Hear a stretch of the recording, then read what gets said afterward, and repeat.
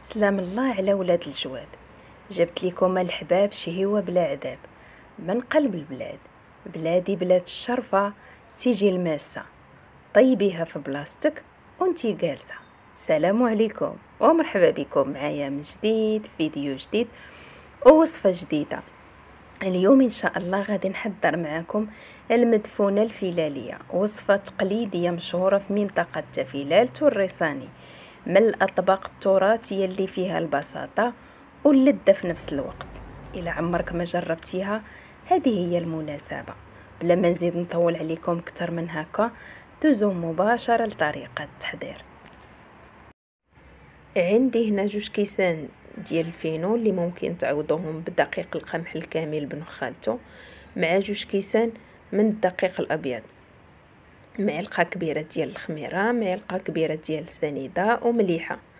كنعجن بالماء دافي وكندلكها مزيان صافي، وكنغطيها ونخليها حتى كتختمر ويضاعف الحجم ديالها، وندوزو نحضروا الحشوه. عندي هنا الكفته، بصله مشلضه، شويه ديال الشحمه مطحونه، قزبر ومعدنوس. اما بالنسبه للعطريه فعندي الملحه، البزار، الكمون، التحميره، الخرقوم، مع شويه ديال الثومه غبره والسودانيه مع زويته بلديه. غادي نخلط هاد المكونات مزيان وكنخلي الحشوه جانبا ترقد وتشرب العطريه مزيان. ها هي العجينه بعد ما خمرت مزيان، قسمتها على 2. كناخذ النصف الاول من العجين كنسرحو فوق ورق الطبخ اللي رشيته بشويه ديال الفينو او السميده الرقيقه.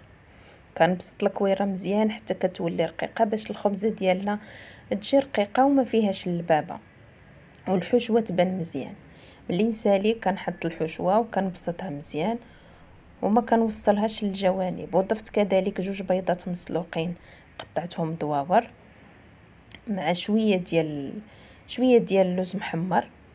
ومن بعد كنغطي الحشوه بالنصف الثاني ديال العجين بعد ما سرحتها حتى هي مزيان، وكنقد الجوانب مزيان وكنضغط عليهم باش العجينه تلتصق.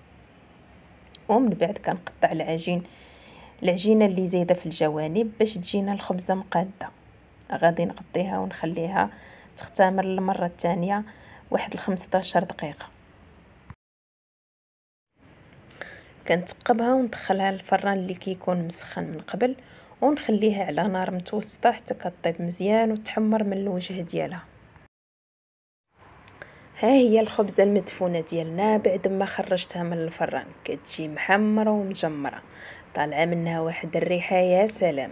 بالنسبه للوصفه الاصليه فكطيب في الفران ديال العواد على الجمر، والحشوه كيديروا فيها طريفات ديال اللحم بقري مع الشحمه ديال الكلوه مطحونه.